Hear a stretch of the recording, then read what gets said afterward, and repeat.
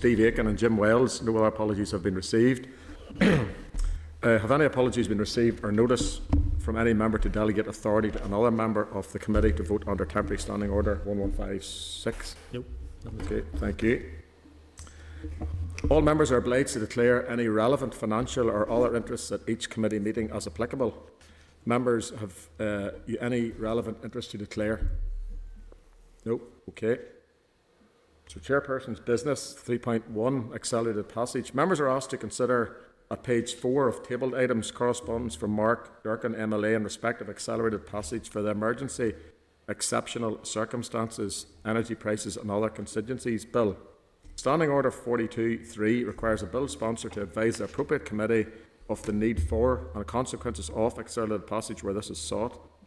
As the bill amends the Financial Assistance Act 2009, it is debatable whether the Finance Committee or the Committee for TEO is the appropriate committee. It is understood that Mr Durkin has also written to the Committee for the Executive Office. So, members' views as to whether the committee should consider the proposed bill. Have any views or comments or not? I think that in the circumstances that we find ourselves, and every party saying that we would leave no stone unturned, I think that we should give this as much help and assistance as possible in order to see what the short time we have in the present mandate. Okay. I would like to think that would be supportive of it. Jim? I fundamentally disagree. I think we are utterly demeaning and corrupting the processes of the House by all this cutting of corners. Legislation is something to be taken seriously, something therefore subject to all the rigours of scrutiny, and to think that you can rush a bill through such as this on a single day or whatever, I think is beyond preposterous. Okay, thanks, Jim. Any other comments or any indicators? Can I come back in, Chair? Go ahead, Pat. Well, the reasons behind this, I want to say to my colleague, my fellow MLA, that the reasons behind it, you know well what they are. These are exceptional circumstances. I believe anything that any of us can do as MLAs in the last weeks, in the last dying weeks of this mandate, that we try to give whatever help we can in order to get that money which is there out to the needy in our society. If we don't do it, we will not be forgiven. For part of the United Kingdom, we have a sovereign government which in the past has been able to make budgetary arrangements, and it can do so easily again. Clerk, with respect to the thinking about the Finance Committee or TEO, what's your thoughts on that? Chair, my reading of standing orders is that it's actually TEO or the appropriate committee, not Finance, because it's the bill in question. Was an OFMDFM bill. It was the TEO bill. Yeah, so it's for them really to be the appropriate committee in comment. I understand Mr Durkin is actually briefing them this afternoon. Based on possibly that information that he's received. Interpretation, yes. So it's, as indicated there, Chair, that it's, the committee doesn't have to indicate support. That's not actually required.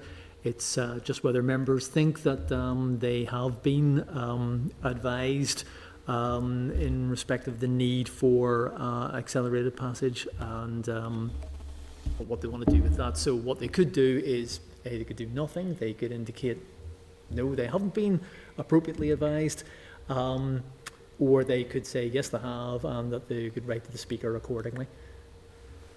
So if we're assuming, and this is only my words, that the TEO it's their committee that would oversee this, do we need to give any indication from this committee apart from either support or not support from this committee, whether it be accelerated or support for the bill in general?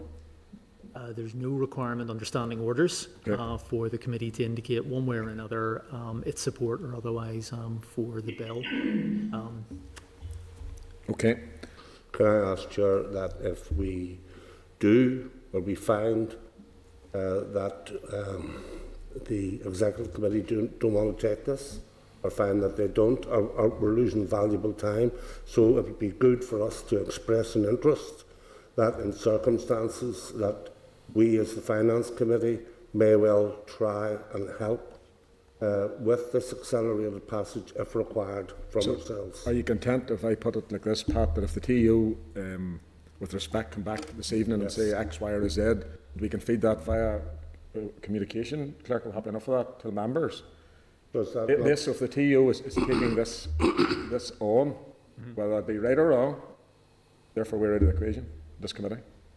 So I think the committee could take the view that this is not the appropriate committee under Standing Order 42(3), and therefore has really nothing to say on the bill. You could do that. But on that, Chair, this is the point I'm trying to make, that because we're coming to the end of this mandate, that we should be doing everything which is possible, because all of us have agreed collectively to leave no stone unturned in order to try and get that money which is there, which is sitting in a bank account, which can't be spent at the moment. Am I reading this? That's correct. That's the reading that I have of this. So I believe that we should go that little bit further. I thought you were going to say there, Chair, was that if we find that we're in a position that TO or that the Executive Office don't take it, that we would be more than willing to try and progress this as far as we can. We might not be able to. No, I don't even know what the law or how the law goes with it, but we should be doing everything we possibly can in the last few weeks in order to see that the most vulnerable, that money is spent and used. So I don't think, with time is on our side, that we can just pass it over to the Executive Office. I believe that we should be taking a stand on it. If they don't take it, we'll run with it. We haven't even seen the bill. I understand, but it's the time that's there. We haven't heard from the sponsor. Through the Chair again, at least we will be using our time up now to say... I'm not signing a blank cheque to anyone.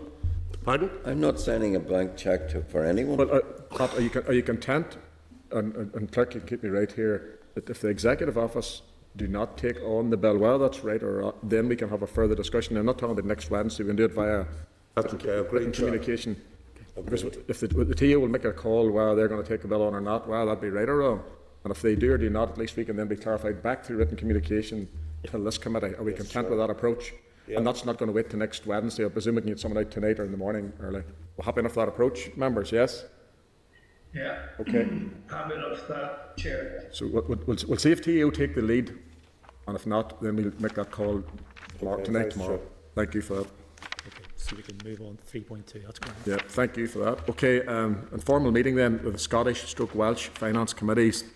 The committee is asked to note that is agreed the chairperson met with his counterparts on the finance committees of the Scottish Parliament and the Welsh Senate on Monday the 14th of March 22 in order to discuss scrutiny matters of mutual interest, discussion including levelling up funds, replacement for EU funding, fiscal frameworks and national performance frameworks. Is the committee content to note the informal meeting? Is this agreed? Okay. Draft minutes of proceedings. The draft minutes of the Finance Committee meeting of the 9th of March 2022 are page 7. Is the committee content that the draft minutes of the 9th of March 2022 are an accurate and complete record of proceedings? Is this agreed? Agreed. Okay. Matters arising. Members are asked to note the report of the Examiner of Statutory Rules included at page 16 of table packs. She refers to a number of drafting errors in statutory rules, SR 2021/299 and SR 2022/77. The errors are typographical and the ESR has accepted the Department's explanation. Is the committee content to note? Is this agreed? Okay. There are no other matters arising. Is this agreed? Okay. Okay. Members, item 6, Strategic Investment Board. The committee will now receive an oral briefing from the Strategic Investment Board giving an overview on social value and public procurement and an update on Social Investment Board's work programme, including its programme of secondments. And I presume they're in person. Here they are. Yep. Okay.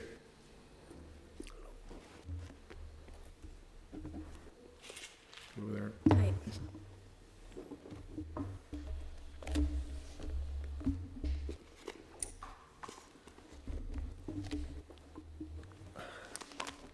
Lisa and Brett, you're very welcome to the Finance Committee. I want to draw members' attention to the following papers relating to this agenda item.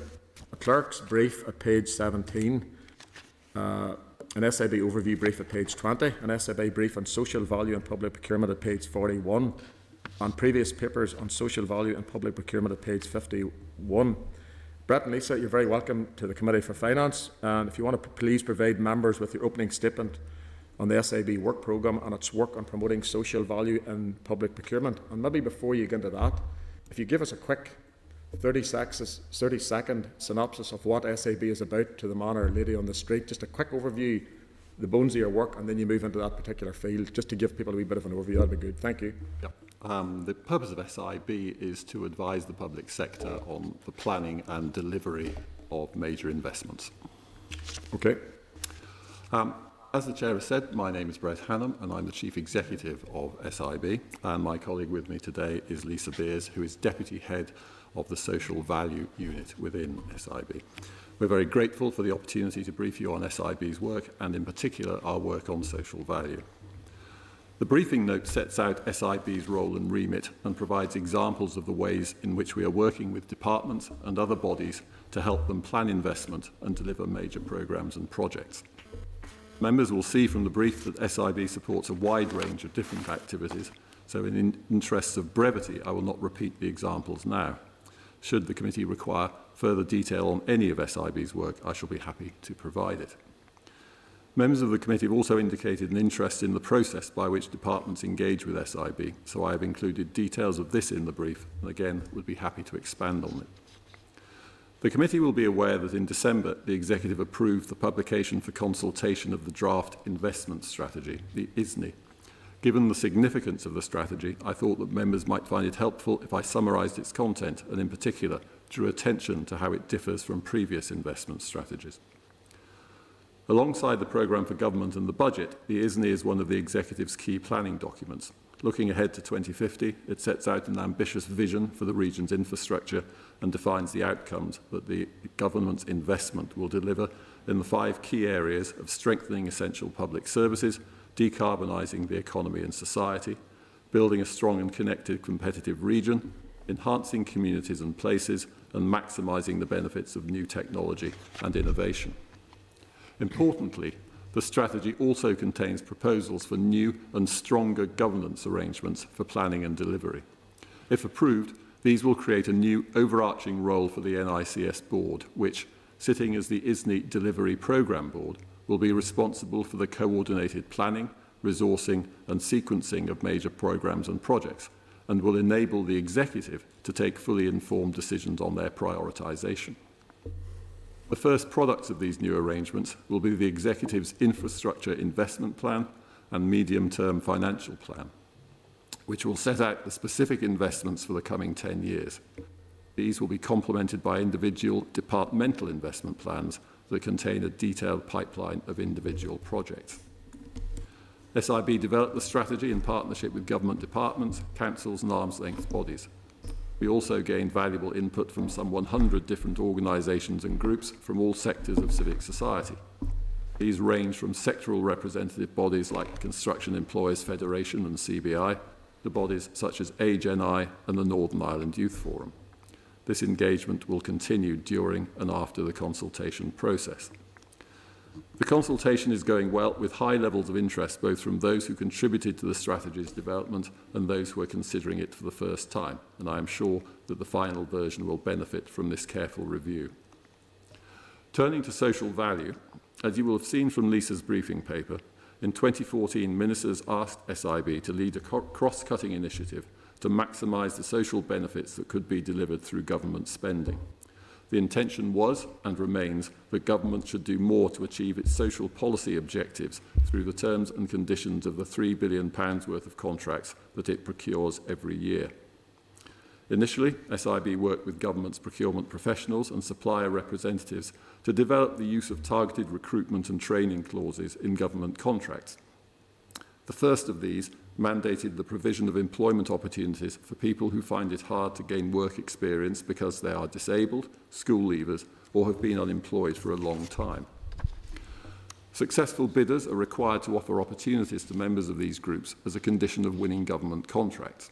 Their compliance with these contractual terms is monitored and reported, and Lisa has included statistics and case studies in her paper that demonstrate the very positive impact and outcome. Perhaps the most important of these figures is the one showing that by the end of their work experience, 98% of bisocial participants have either remained in employment with the contractor, found alternative employment, or returned to education and training. Over time, the team has extended the scope of social clauses from construction contracts to the supply of goods and services, including information technology, and has identified new areas of social value beyond targeted recruitment. It has pursued other social policy objectives using this approach, setting requirements for suppliers to develop the skills of their existing employees, place social enterprises in their supply chains, follow fair work practices, and promote digital inclusion. The success of this approach and its potential to be extended further was recognised in July 2021 when the Executive approved a new policy for delivering social value in public procurement and decided that from June 2022, tenders for services and works above threshold values must allocate a minimum of 10% of the total award criteria to social value. The new policy will considerably extend the number and range of contracts that will include social value.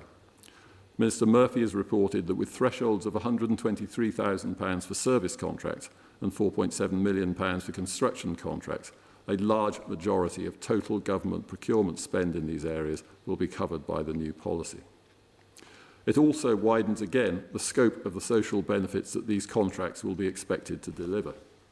The policy now requires commissioners to consider outcomes such as increasing secure employment and skills, building ethical and resilient supply chains, decarbonisation and promoting well-being. Many commissioners and suppliers who are expected to comply with the new policy will have had little or no previous experience of this approach.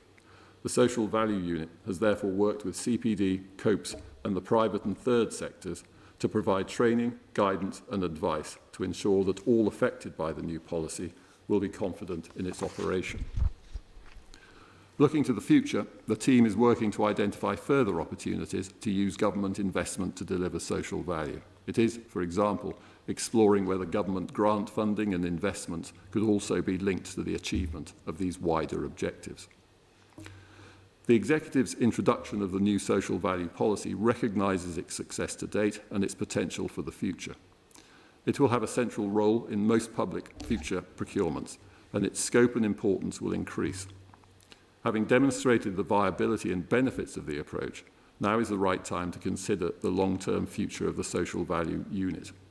Delivering social value will be a central theme of government procurement and investment, and it's right that in future the civil service should be leading this work. SIB is therefore working with colleagues in the Executive Office and the Department of Finance to transfer the social value team from SIB to the NICS, and it's hoped that this will be achieved by the end of the year. Chair, that concludes my introduction. Thank you very much for your attention. Okay, right. Are you okay, Lisa? Are you ready for a few questions? Yes. Just for questions. Okay, yeah. thank you for that. I have a couple of questions here. I'm looking through the paper and I'm picking up Project Stratum, and that's just one I've picked. There's other different projects there where SIB is providing the director for Project Stratum. How does that process work? So the Department of Economy is going to come out with a new project or whatever. How does that process work of picking, and how does the funding model and all work across that? And how does that come out of your budget? Is that a long-term employee of SIB, or is that someone you bring in? So give me the process, please. The Department of the Economy identified this as a project they wish to pursue using funding from the supply and confidence arrangement with the Conservative Party. They recognised that they didn't have within the public sector an individual with the correct mix of skills, knowledge and experience to deliver a programme of this complexity on this scale. So they approached SIB and asked whether we might be in a position to assist them. We don't have people waiting to be allocated to projects, so we worked with the department to define the particular characteristics of a successful project manager for this particular purpose, and we recruited someone on the open market who had that correct mix of skills, knowledge and experience, and deployed that individual into the Department of the Economy with the consent of the Civil Service Commissioners for a fixed period, and that period is coming to an end now. The department reimbursed us with the full economic costs of employing that individual. We don't make a profit, but we don't make a loss out of it either. And he continued with the project throughout its duration, and as I say, is coming to the conclusion of that now. And out of your budget, which by other stands around 13 million, how many of those staff, many staff have you got employed all the time? In terms of permanent staff, I think I've set out in the brief. I think it's 50.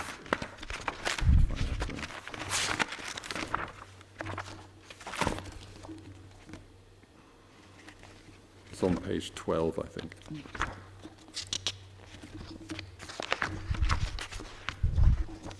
Page 13. Yeah. There are 74 staff recharged by other organisations. Permanent staff are 40 and temporary contracts are 63. Sorry, sorry, I see it now. Permanent staff of 40. Okay. And does that fluctuate much, Brett, or does that stay 40? We have staff churn of about 6-7% a year. Okay. Okay. Jim? So you have 40 permanent and 60 in round figures. Temporary or 100 staff,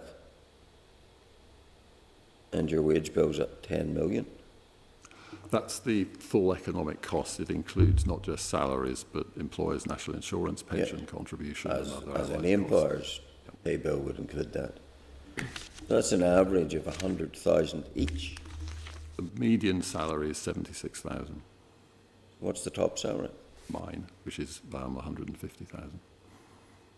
So you're paying a medium salary of 76, and it averages out something approaching 100,000 per staff, which is way above the general public sector level, isn't it?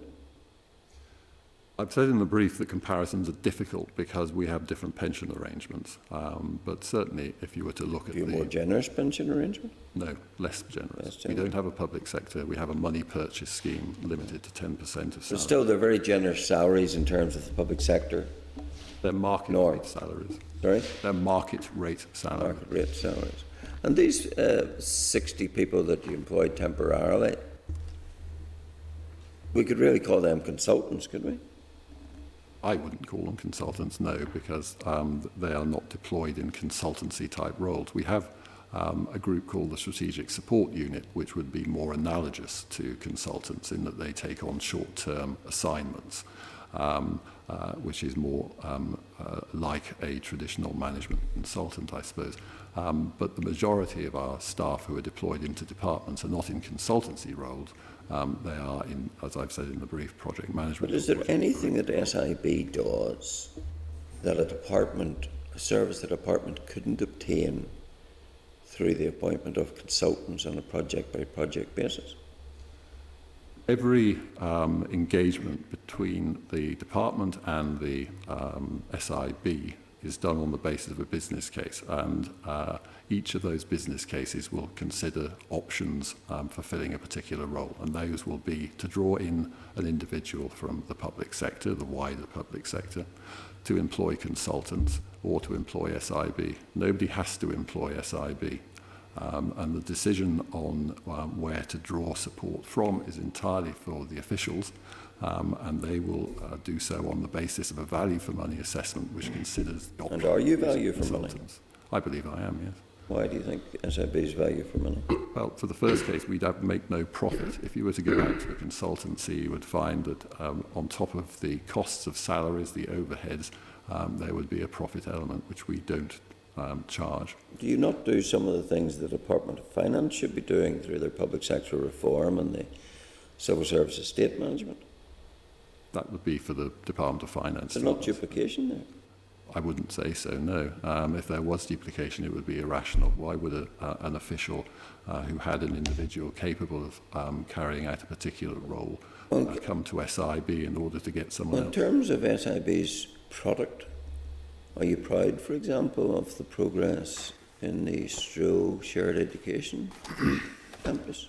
I am, indeed. I believe that if it hadn't Fallen back to 2026, hasn't it? if it hadn't been for the efforts of the SIB project manager on that particular undertaking, I believe it would have failed by now. Oh, I see. And what have you to say for the fact that it's constantly falling behind schedule? The hoops that the project has had to jump through as a result of construction cost inflation have been, in my mind, excessive. It could have been delivered, I believe, quicker, and I've made that point to the officials in the department. However, that was not under my control or that of my staff. We have ensured that the project has moved to a point now where tenders have been invited, and we will move to the procurement of the main campus contract, and we will take that forward with expedition. Are you involved in the Ulster University campus development? Only insofar as we are working with the Department for the Economy to assess the deliverability of that project. We were brought in. How's it going, would you say? Stage. Cost-wise? The latest assessment, which is coming through at the moment, and which will be used by the department to inform their decision as to whether to release further loan capital to the university, indicates that it's on target. On target cost-wise? On target in terms of the schedule and the cost within the revised envelope that was agreed Costs with have the gone through the department. roof, Mr. Hammond. With the revised costs that have been in place since our involvement. But I have to stress that we're in an assessment role. We're not involved in the project management or nor were we involved in the design or the financing. We are simply there in a support role for the department. If you weren't there tomorrow, would we miss you? Well, I think you would. If you look at the number of projects in which we're taking leadership roles and which we are filling and delivering successfully, then I think you would miss us. Let me ask you briefly about the people that you embed in councils. Do they remain on the payroll of SIB, or do they go onto the payroll of the councils? They remain on our payroll. And do they remain accountable to you? They do. And how does that manifest itself? Well, the organisation with whom we are working in partnership is responsible for the day-to-day line management, but I retain accountability for those individuals. It is down to the employing entity to raise with me any concerns about the performance of the staff that are... Do you oversee the quality of their work? I don't on a day-to-day basis, nor would I Ever? expect to. Nor would I expect to. And do the councils then pay you for their They service? do. They reimburse us for the costs, yes. And how long do they stay with the council? It will vary. Give me, But normally 2 to 3 years. think that works? It does. Do they ever pass themselves off as having abilities that they patently don't have? No. That may not be everyone's experience. Well, I've not seen examples of that. Thank you. Okay, Jim. Lisa, with respect to social value, what feedback are you getting from business out there? Construction industry, for example. What's the social value mean to them? Yeah, I mean, we've had a positive response from industry as a result of the 10% scoring. They have been doing social value for a number of years because social value has been included as contract performance clauses. In what way? Give me a few examples of what they've been doing, by what means. Yeah, I mean, they've been recruiting people who are disadvantaged in the labour market, for example, Yep. or we have seen them going out and doing talks in schools, maybe, in disadvantaged areas in order to encourage people to think about careers in the industry. Or they will have been doing volunteering. We've seen an example on a construction project, for example, where they've gone in and built a mud kitchen for a local nursery in the local area. So it's all about trying to deliver, I suppose, for the local community. Okay. I have no other members. Pat, you're okay, yeah? Yeah, thank you. I have no other members indicated at this stage. So thank you very much. Thank you for coming along, and I appreciate your answers. Thank you very much. Thank you very much. Thank you. Thank you.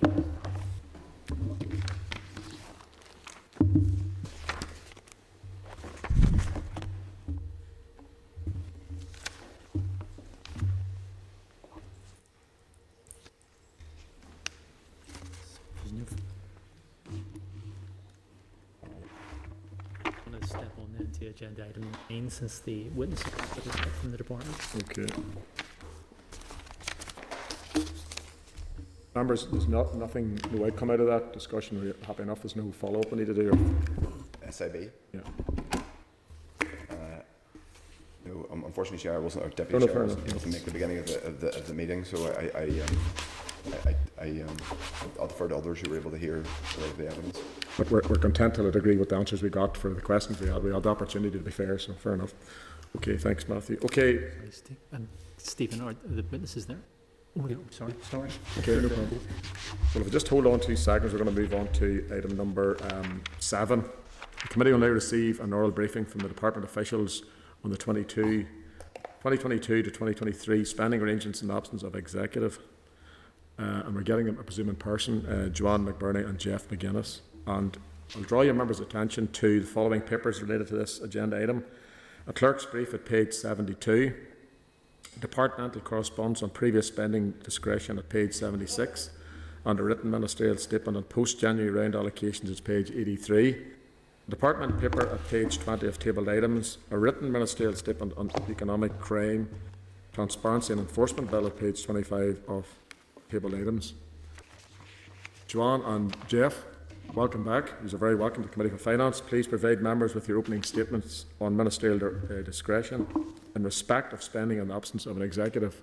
So whenever you're ready, Joanne or Jeff, it's over to you, whoever wants to lead. Okay, I'll lead. Thank you. Chair. Thanks. So, first of all, thank you for the opportunity to brief you on the spending arrangements in the absence of an executive. Firstly, I want to apologise for the delay in getting the briefing paper to you. As you'll be aware, the position is quite fluid and we wanted to ensure you have the latest information for this briefing. It may be helpful for me to set out the legislative position for spend in 22-23 and then move on into potential contingency arrangements. As you're aware, the Budget Bill 2022, which completed its passage through the Assembly on 8th of March, includes vote and account for the 22-23 financial year. This is based on 45% of the amount authorised for the previous financial year. This is normal practice, with the vote and account providing departments with the authority to access cash and utilise resources until such times as a Budget Number 2 bill, based on an agreed budget position, can obtain Assembly approval and royal assent, which is usually in early July. Once the Number 1 bill obtains royal assent, this vote and account will allow departments to continue spending until the summer. This, on its own, may provide time for a returning executive to agree a budget and allow a Budget Number 2 bill to be passed. However, if that is not the case, then from the 31st of July, the Department of Finance Permanent Secretary may approve the issue of cash and use of resources under Section 59 of the Northern Ireland Act 1998 and Section 7 of the Government Resources and Accounts Northern Ireland Act 2001. This approval is limited to 95% of the total voted in the preceding year. Of course, the major issue for spend in the incoming financial year is that there is currently no budget in place for 22-23. As you know, Section 64 of the Northern Ireland Act requires Executive Committee approval of the budget laid by the Finance Minister. Therefore, the Finance Minister does not have the power to set a budget for the incoming financial year, nor does he have the ability to make individual allocations for specific purposes. These would entail a decision to fund one area at the expense of another, which would be considered cross-cutting and would therefore require executive agreement. This has been confirmed by legal advice received from both DSO and the Attorney-General. In the absence of an agreed budget, the legislative arrangements I've just set out will ensure funding can continue to flow to public services. However, these are no substitute for an agreed budget, as they do not provide departments with a funding envelope within which to plan. The Finance Minister has recently written to colleagues to provide some supplementary guidance to assist them in planning in the absence of a budget and to seek their agreement to the proposed approach. This involves considering any areas where we can provide departments with certainty over future funding or where there may be reasonable planning assumptions which departments can use. This reflecting the different ways in which resource and capital DEL budgets are developed, a different approach is being considered for each of these.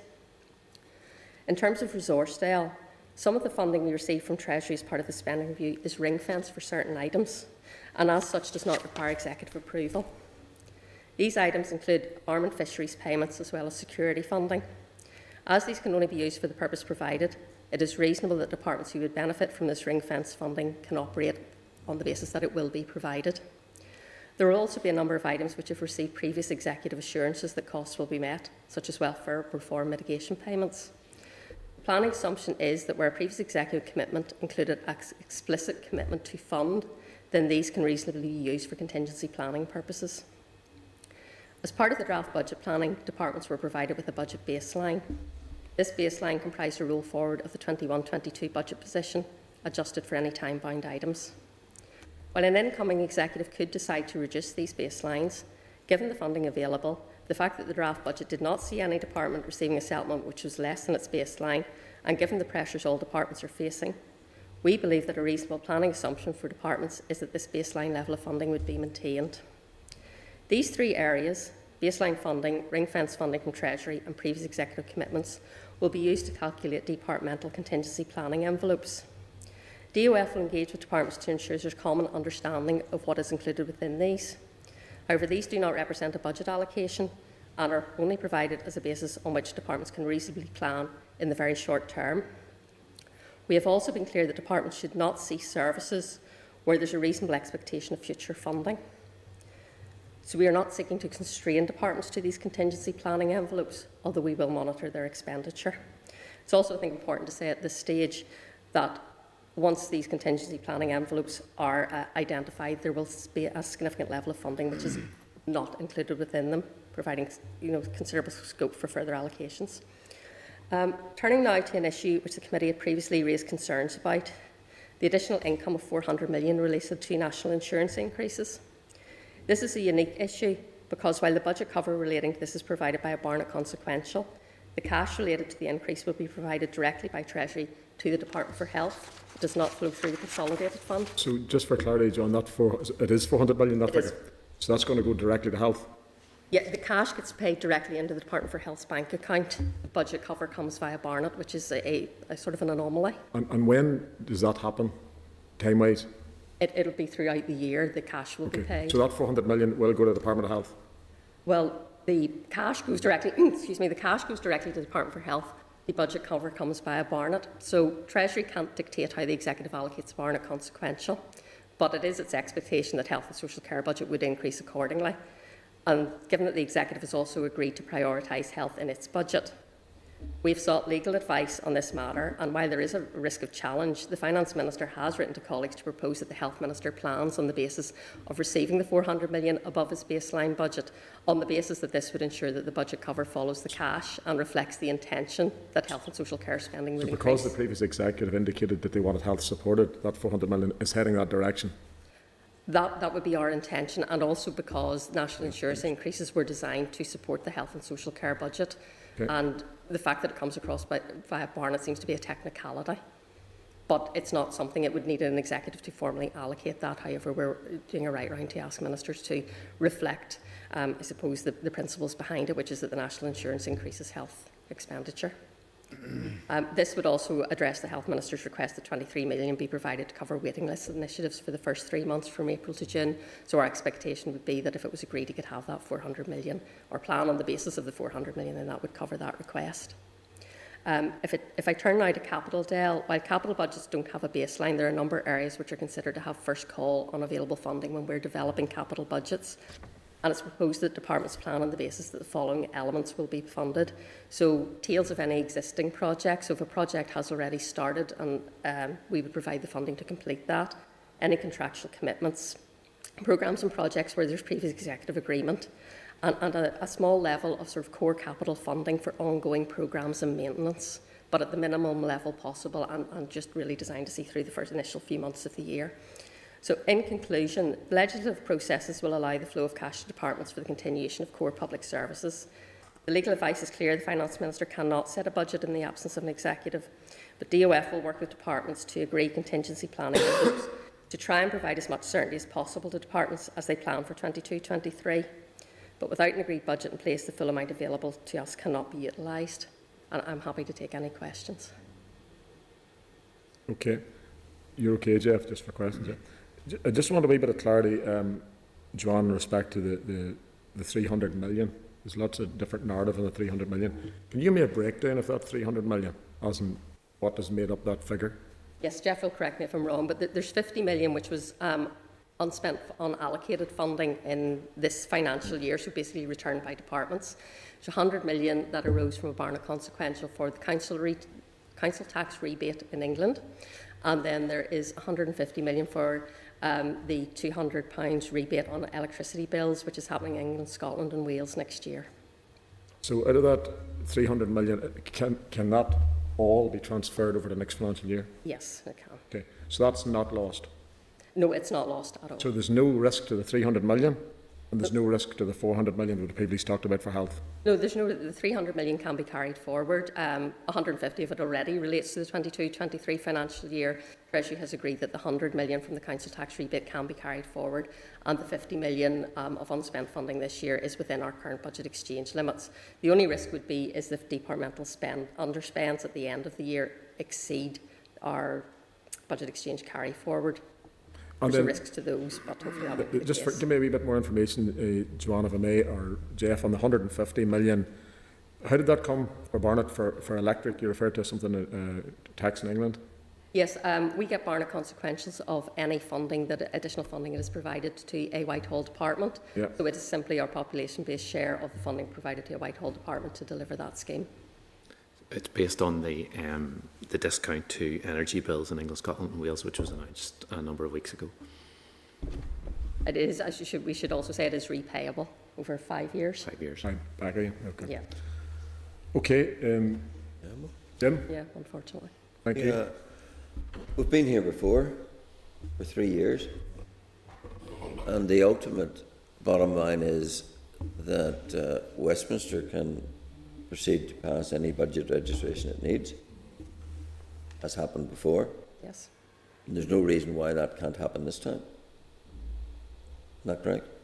As far as I'm aware, certainly that is what happened last time, and I would believe that Westminster could pass the budget legislation.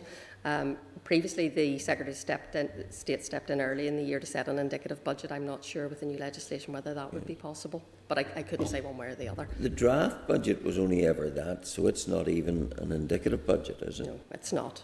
So you can't, no one should be putting any store on it as a pointer. No, definitely not. Jim, you may have interrupted that quick question come into my head. With respect to the draft budget, so effectively it's a blank piece of paper, it's irrelevant. It would depend on what an incoming executive decided to do. Yeah. They could start from the draft budget, or they could start again. Yeah. Yeah, but at this moment. At this moment in time, with it is respect no to, standing. no disrespect, it's meaningless. Yeah. Yes, it has no standing. It was agreed for consultation, but without an executive to agree a budget. Okay. Sorry, Jim. Yeah. So the situation is, there's the ultimate safety net of Westminster. There is the 400 million, which, to all practical intents and purposes, can proceed to health. There's a 300 million, if not spent now, can be carried forward. And there is no substitute for executive approval, which can be found in writing letters to continuing executive ministers. That doesn't substitute for executive approval. Not as far as we're aware, no. Yeah. Not if there's nothing else to base it on. Yeah. And they're also within the number one budget, or number two, I always mix these up. Anyhow, there's considerable headroom provided for some department. Only for the current financial year, so that it comes to an end on the 31st of March. Okay. There's been talk about a private member's bill by Mr. Durkin. What do you know about that? I'm not over the detail of that at all. I mean, it would be a matter of taking legal advice on that, and I'm not aware of that. Has there been any consultation with the Department of Finance about that? Not as far as I'm aware, though it could have been a different part of the Department of Finance. I received an email today from the Executive Office, and they're looking at the area of making sure that it's within legislative competence of the Assembly. Yes, because there obviously would be an issue there. Would it also require Secretary of State's consent? I'm not sure. Well, I haven't seen the bill, so I can't express a view, but I wouldn't be surprised to hear that there would need to be advice on competency. Because by some press reports, it would be purporting to do some things which our budget arrangements would require to pass through an executive. Therefore, how it navigates Section 64 might be rather interesting. Yeah. Thank you. Just before I move on to Militia in 2 seconds, could the Minister make a ministerial direction to you or the Finance Department to, provide funding for cutting rates or fuel poverty payments? Could he do that? No, because it requires executive approval, so the Minister couldn't direct us to do something that would ultimately need the executive's He can't do approval. He can't do Well, that. I haven't taken legal advice on that particular point, but my understanding would be that he can't. Ministerial directions also require approval of either the Finance Minister or, if it's cross-cutting, the Executive, and the use of funding for that would, to my mind, be cross-cutting and would require an Executive to approve it. Okay, Militia.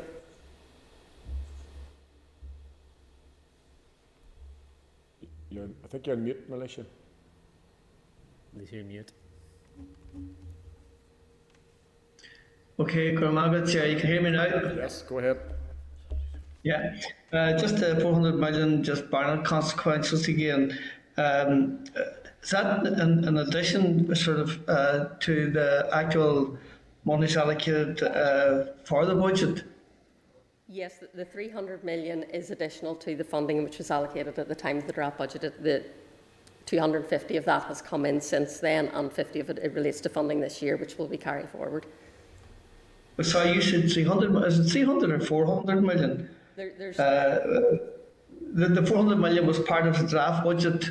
It was. It was, yes. Yeah, the 400 million was included in the draft budget, and if you remember, the draft budget would have seen more than 400 million going to the Department for Health, which is why there wasn't the same issue around those national insurance increases. Right. In relation to sort of legal advice and that, and on the ability to spend that 400 million, what actually is it currently, that legal advice?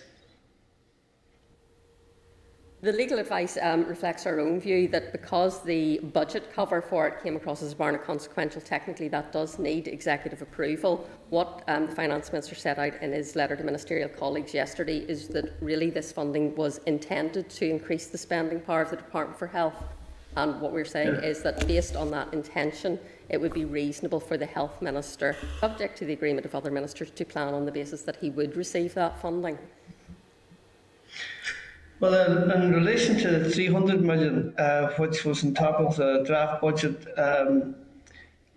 and whilst that can be carried over, again, it still will require Executive approval.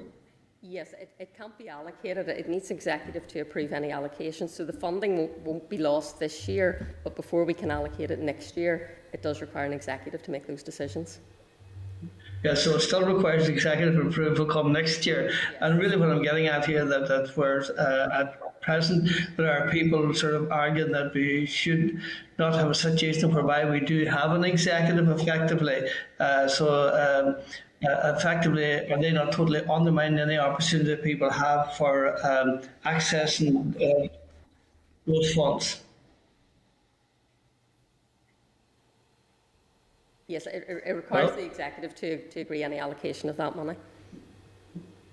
Yeah, so that the Executive, is say, could really exist just in zombie form for the rest of the year. It doesn't really have any authority as such.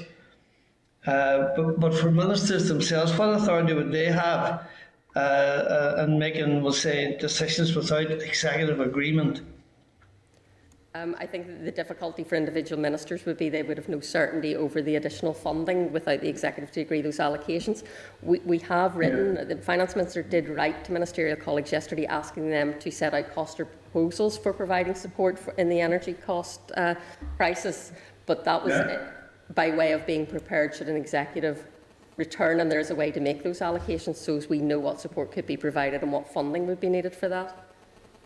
In fact, we've often used the term about being shovel-ready, and that's exactly what is expected there, that and being shovel-ready, that whenever they would have the authority, but by the same token, if that authority doesn't exist, then many of those projects that would utilise those funds would come to nothing. Unfortunately, yes.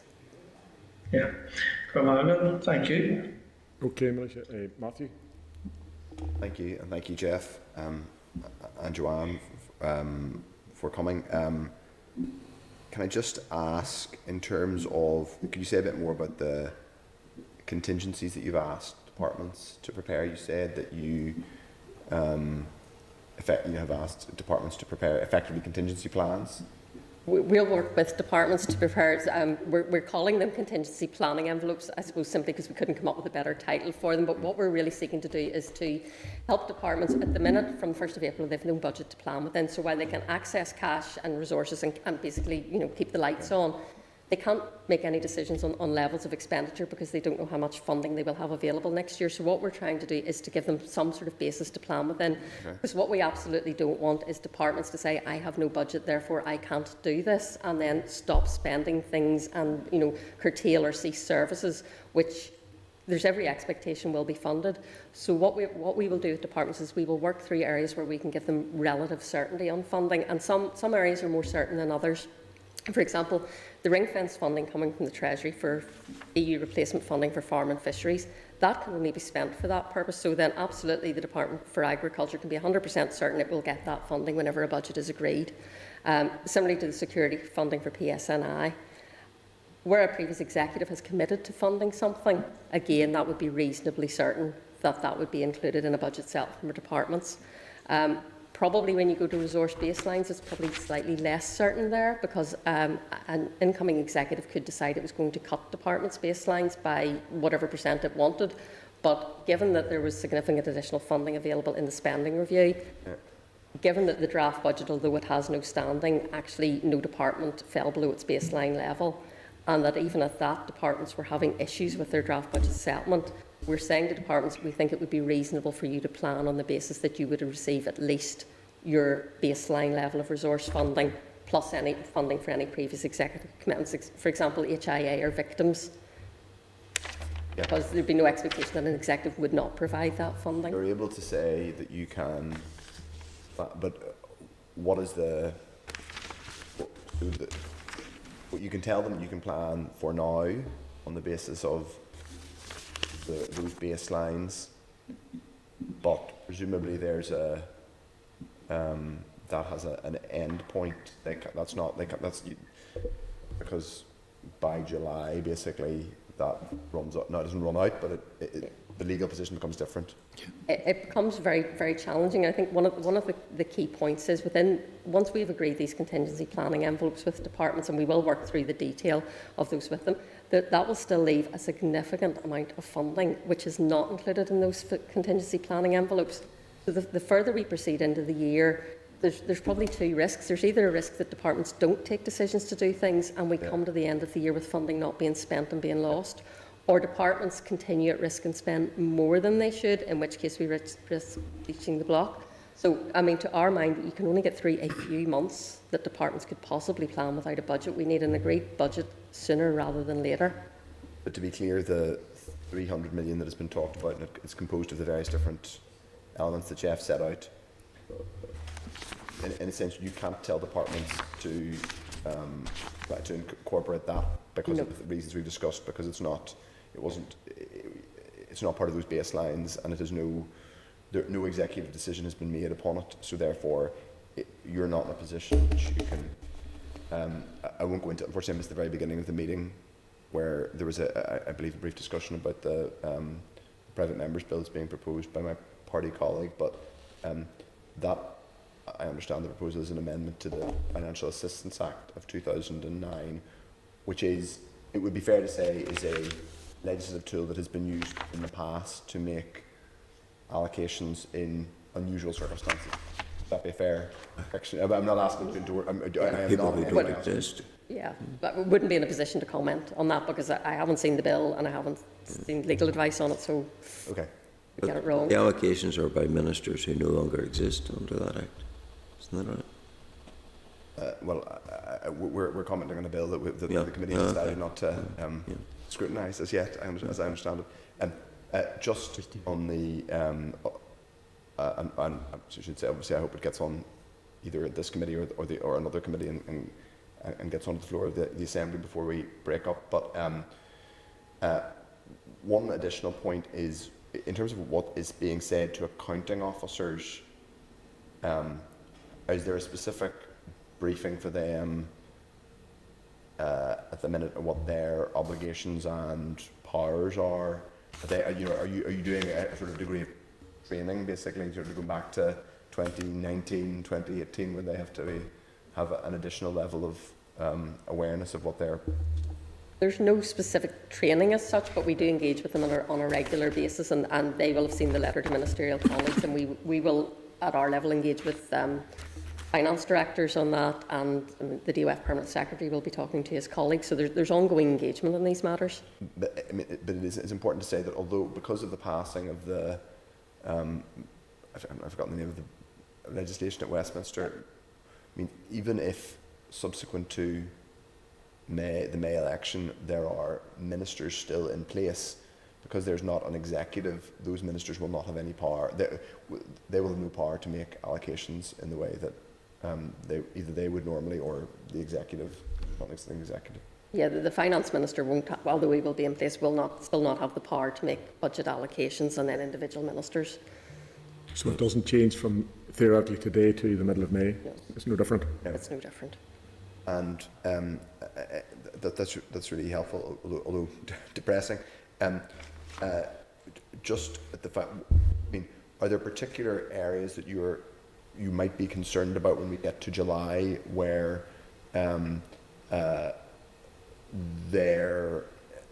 there's more likely to be, you know, so I'm trying to think of what a potential example might be, but where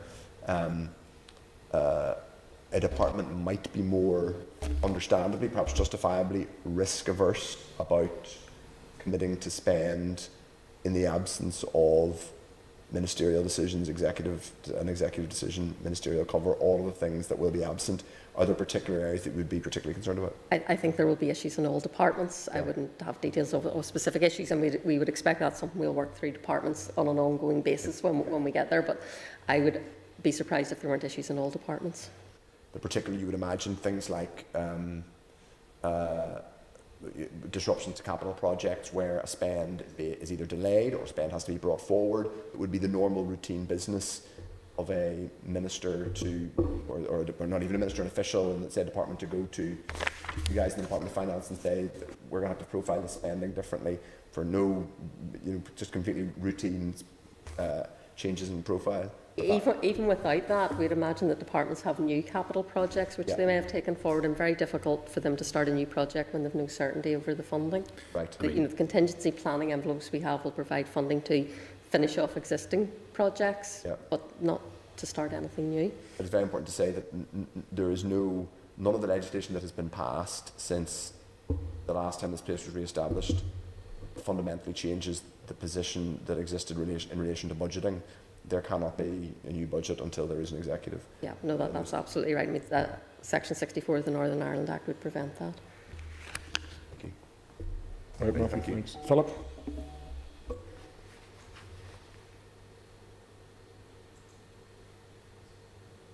Thank you, Chair.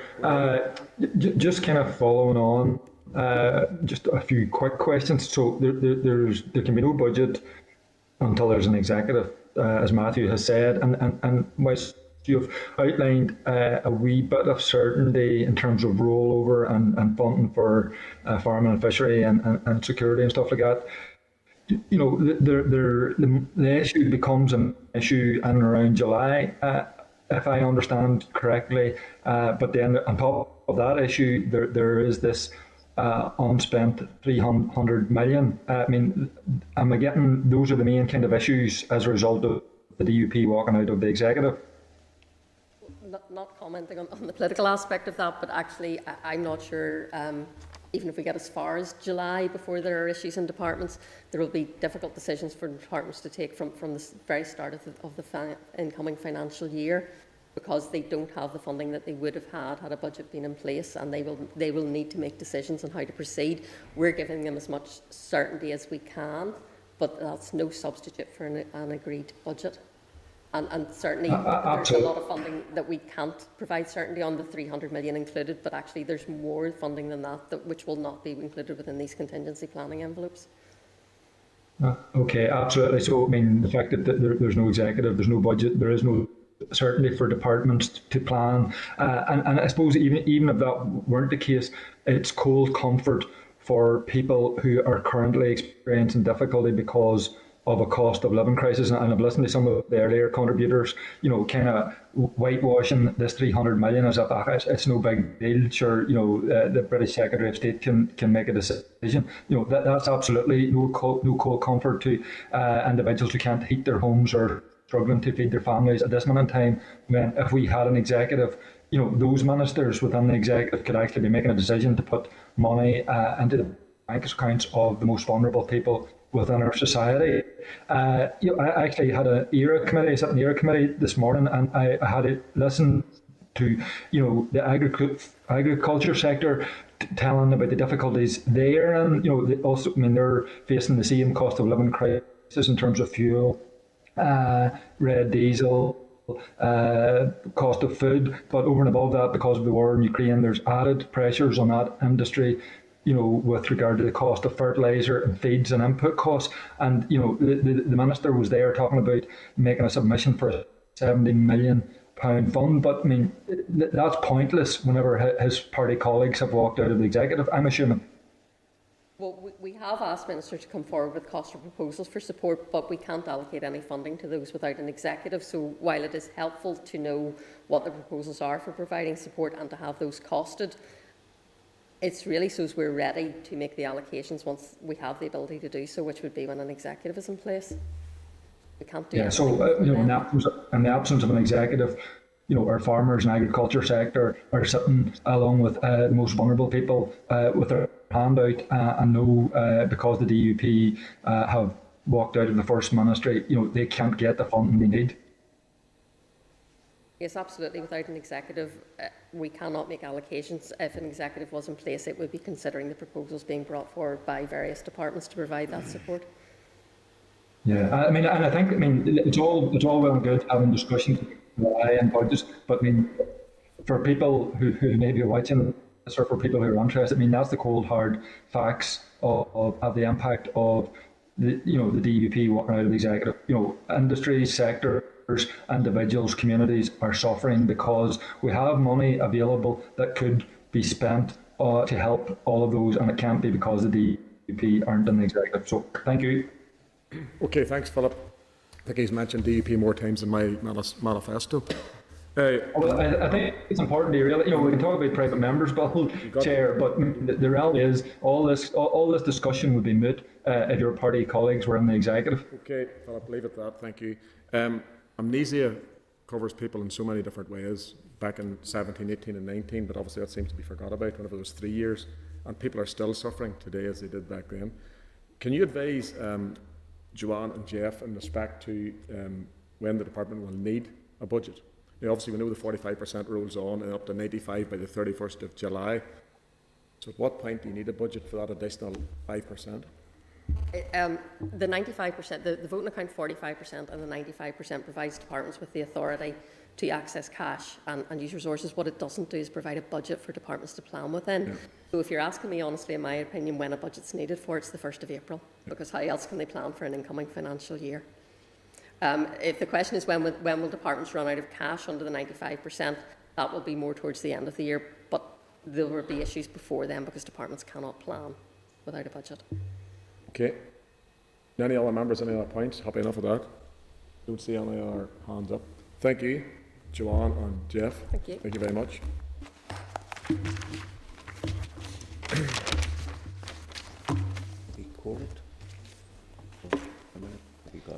Oh, we've plenty. We've 1, 2, 3, 4. Three remote. Sorry, 3. Sorry. Okay, thanks. I'll be back. Okay. Thank you. Members, is there any other actions or further actions as members or we would want to take forward as a result of the previous briefing? I mean, I don't know whether it's in order, Chair, to suggest, I mean, for us as Finance Committee to ask other committees whether they are whether they are aware of the budget positions of their departments, leaving aside the political question of it. There is a question about whether, you know, is there a consistent amount of contingency planning happening across other departments? So I don't know if the clerk were advising that would be a reasonable thing for us to do. Sure, it would be a reasonable thing for the committee to do, but we will get an answer because next week will be our last meeting, and that will be the last meeting for those committees, so they will be able to answer us. So is not taking away from Matthew's point, it's a valid question to be fair, but we're not going to get an answer. There's no action, yeah, unfortunately. Okay. In my advice. You content with that, Matthew, yeah? Yes, that's fine. Okay. Okay, members, we'll move on to item number 8, nearly zero energy buildings. The committee will now receive an oral briefing from the department officials. Are they out there? We have, I think everybody's online, so Okay. we're there. Department officials, the Northern Ireland Building Regulations Advisory Committee and NIE. So we've got DOF, Northern Ireland Building Regulations Advisory Committee and NIE. So I want to welcome on Starleaf, Sharon Smith from the Department of Finance, Ronan Casey, Department of Finance, Davy Algie, I presume that's the right pronunciation, Davy, and you can keep me right, from NIBRAC, Jason Hewins from NIBRAC, Ronan McKeown, NIE, and Chris Gamble from NIE. These are all very welcome, and I want to draw members' attention to the following papers relating to this agenda item. Clerk's brief at page number 96. A response from the department to CEF's evidence at page 104. NIE corresponds on house connection costs at page 109. Department documents on NZEB and Part F uplift at page 119. Corresponds from the Royal Society of Ulster Architects at page 131. Corresponds from the Passive House Association of Ireland at page 133, and other papers from page 134. Further note from NIE at page 28 of table items. Sharon, Ronan, David, Jason and Adele, you're very welcome. The Committee for Finance, can I ask NIBRAC representatives first of all to speak, then NIE to speak on the paper on nearly zero energy buildings and related matters. So if it's NIBRAC representative first, so that's David or Jason, whichever one of you want to kick off.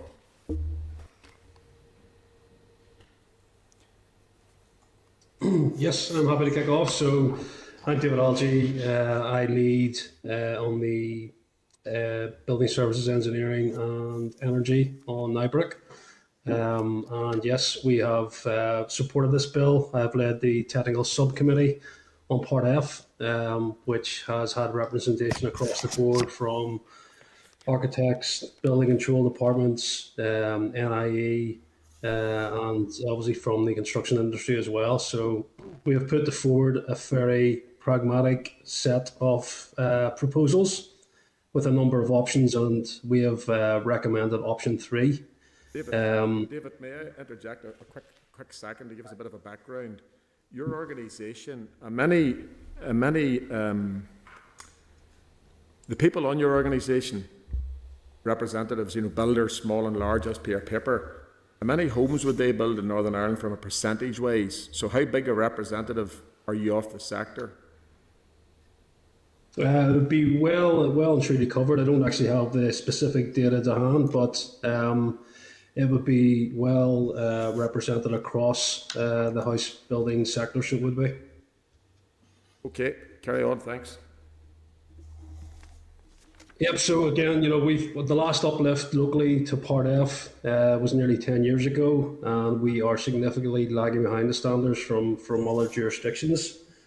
Changes to technical buildings tend to be very technical and complex, but the approach by NIBRAC and the department has been focused on gathering together very pragmatic interventions which can be implemented pretty straightforwardly and at pace. And they've been put forward quite a lot of scrutiny over the last couple of years. NIBRAC's view was very clear with all members in favour of option 3 being introduced from June 2022, and this position was supported by a majority of respondents to the public consultation last year. And as previously mentioned, an expert from NIE has been on our subcommittee as well and fully supports option 3 themselves. Jason Hewins is also here today. He's also inputted into the group. Jason has expertise leading domestic accreditation in Elmhurst Energy, which accredits energy assessors. Elmhurst obviously supported option 3 as well.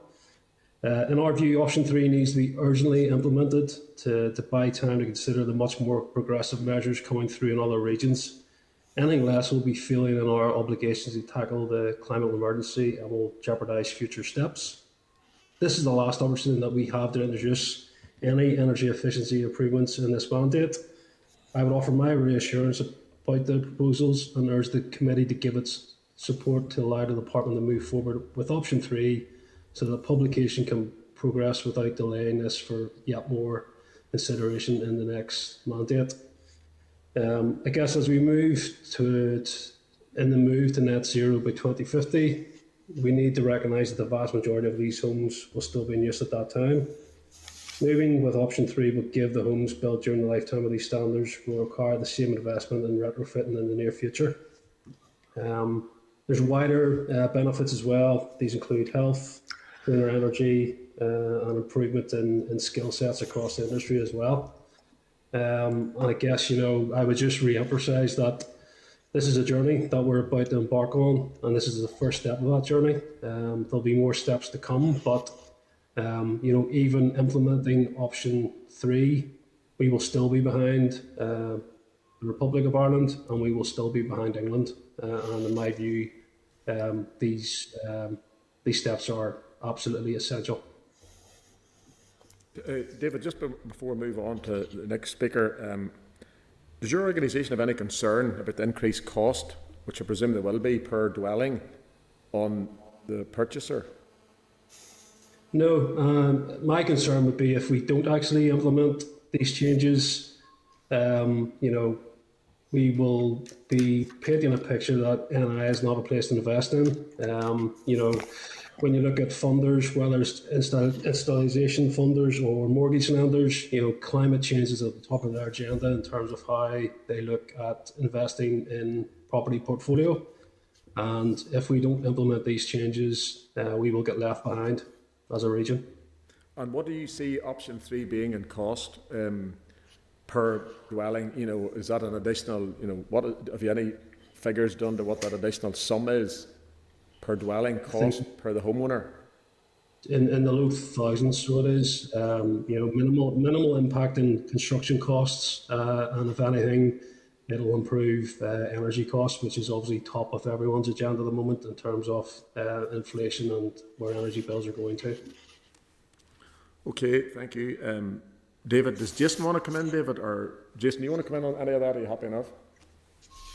No, I'm happy. I think I would just agree and second everything that David said. Thank you.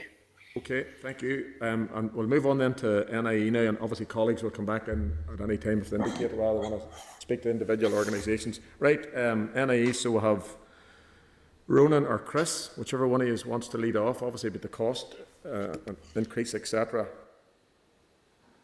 Yeah, thanks, Chair. It's Ronan McKeown here from NI Networks. So, look, as has already been indicated, we've had representation as part of the working group that's been looking at the proposed changes. From our perspective, the network impact we've looked at, and we don't see a huge overall impact in network costs, and hopefully the committee's been provided with the information to back that up in terms of the clarifications that were sought previously. So look, we're happy to kind of take any questions in terms of or what the committee might consider risks around network costs, but at this stage we're indicating that there's no significant impact by bringing in option 3 of the building regulations. So I have a wee question, Ronan, with respect to, you refer to a possible 70% increased charge in connection, okay? Am I taking that as irrelevant to NZEB changes of the 40%? So you're going to have a 70% increase irrespective of that? Yes, that's correct. So this is in relation to the standard connection charge that applies to developments where there's 12 or more dwellings. So at the minute, the way things are being charged out, our costs for those developments aren't being fully recovered, and therefore whatever's in excess is being applied on to consumers in Northern Ireland. We have a mandate to protect consumers against that, so we're rebalancing the charges to make sure that going forward any connection costs are cost reflective for what it is for the work that we're doing on the ground. So it's happening. It's based on what costs we've incurred over the last 3 years and is irrespective of the proposed changes in building regulations. So you referred to 70% for 12 and above. What about individual dwellings? Countryside? We aren't proposing any changes at this stage for any of our other connection charges. So it's only if it's 12 or above, yeah? We're planning to change the 12 and above, which has happened totally independent to what's going on, what's being proposed here. Okay. I think the two matters have maybe got conflated in some way, but they're two totally separate issues, I suppose. So on the whole, Ronan, on the whole connection then, I think it was last week, discussed this briefly. If those 12 houses or 13 houses in the future that you're going to have a 70% increase to connect originally, okay, and then those houses are going to have PV panels on the roof, what's that ultimately going to mean to that connection charge? So a developer's building, say, 13 houses, it's going to be a 70% uplift to connect them, and they're all going to have PV on the roof. What's that going to mean to that individual dwelling cost-wise, or the developer, financially? So at the minute, if you were connecting less than 12 houses, the average connection cost is in around £2,000. At the minute, if it's greater than 12 houses, we're charging around £1,100 to connect per site. We're rebalancing that cost to be up towards £1,900 over the next 12 months. So in reality, there's no difference between connecting less than 12 on average as opposed to over 12. As more and more low carbon technology connects to the network, we will see over time increase in cost potentially in terms of the amount of reinforcement needed. But for this particular piece of legislation, we're not seeing a huge impact in terms of our costs. But whenever you start to add EVs and heat pumps and all that kind of stuff, that's whenever we'll maybe see a step change in terms of what it could cost. Okay, Ronan, thanks for that. Does Chris want to come in? Are you okay, Chris, with Ronan's comments? No, I'm happy to second everything that Ronan said there. Yeah, Okay. happy to answer any questions. And Sharon, there's two Ronans, I apologise. Ronan Casey and Sharon Smith. You want to come in from a department point of view to anything to add at this stage? Are you happy enough? Well, on the grid connections, I think it's worth noting that in relation to the concerns about the grid connections, the department has considered the feedback from the committee, and it can confirm that the guidance within the technical booklet will be further clarified to ensure it is clear that an export or non-export connection will be equally acceptable without penalty in the assessment.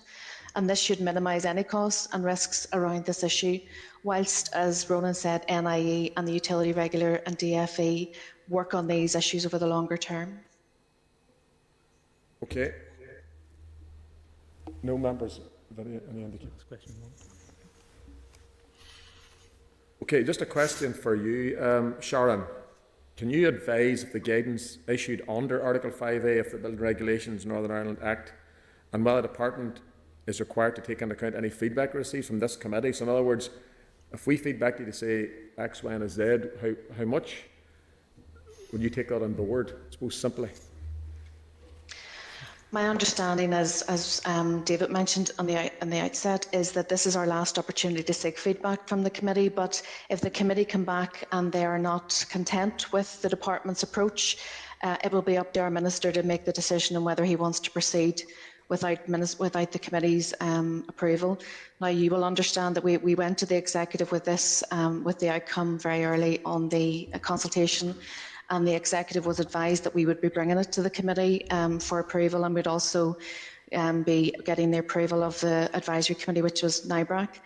So we've got NIBRAC's approval, and really what we're trying to get now is the committee's approval. I'm really happy to take any other questions whilst we have everybody here. It is good that NIE are confirming that there isn't any significant uplift in connection charges. The department didn't recognise any of the costs that CEF had put forward. We don't understand what the basis of those for are. Ours are a lot more conservative. We also understand that there were concerns raised about the transition period in terms of how this would impact in the industry. And in our final assessment, there is a transition period because at the time of the application is made, that's what regulations remain in place. So there will be a lot of building work that happens over the next few years that will be under the older regulations. So in our final assessment, the impact was actually on the first year, it was 3%. On the second year, it was 33%. Year 3 would be 66%. Year 4, 88%. And it wouldn't be until after that that all 100% of applications would involve in other changes. Now, as you've heard from David, the NIBRAC are very keen. I think option 3 was approved on the basis that this was the first step. So we will have to move at pace, obviously, if we get the approval to go with option 3, to bring our regulations and our standards up to the same level as other jurisdictions. Otherwise, it will be a very low trajectory that we're moving forward in terms of any other objectives in order to meet the climate action and the climate emergency that's been and the legislation that's going through. So again, any questions that the committee has, any other concerns the committee has, it'd be great to have those answered today now that we have everyone on the call. Thank you, Sharon. Yes, Pat's coming in a question here. Sharon, the Department's required to consider the feedback. Am I reading that right? But you aren't required to act on it. That's correct, Pat, but obviously we want to make sure that the Finance Committee have been assured you obviously provide the scrutiny, and appreciate this is a very technical element. You know, I took over Properties Division and the Built-in Regulations since November, and I've come up a very steep learning curve to try and get to grips with what the legislation and what the technical guidance is being updated to ask for. Ronan is here from a building standards point of view, but certainly we would like to do it with the approval of the committee, but if not, our Minister will make a decision about how he wishes to proceed. Thank you. I have no other members indicating. Sharon, thank you. I think the members have enough information and appreciate Ronan from NIE. I'm going to have to just call you Ronan from NIE from now on. So, thank you for that, Ronan, and David from NIBRAC and yourself from the department. Appreciate you all coming together. There's a wee bit of clarity needed on the NIE bit, which I think we've got, and to be fair, there's lots of information in that paper. So we'll have a bit of a discussion. So thank you all very much for coming along, or not coming along, should I say. All the best. Thank you, Chair. Thank you. Thank you.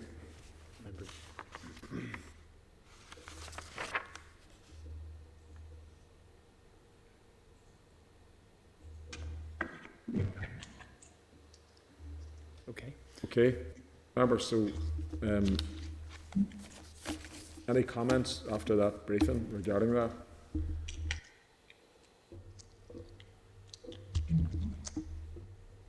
I don't have any particular comments other than it would be helpful to have an update on process, but what we are...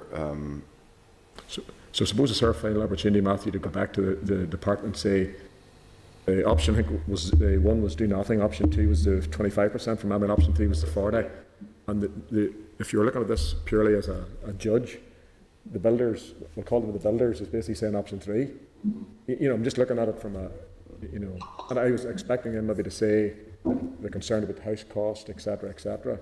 Yes, nobody's saying you need to make the house better insulated, reduces air. Nobody's disagreeing on that point. I suppose the issue is the cost to the homeowner. But Sure, it's interesting to note that fuel poverty, you know, it won't affect that whatsoever, because those that are buying into these houses are already outside of that bracket.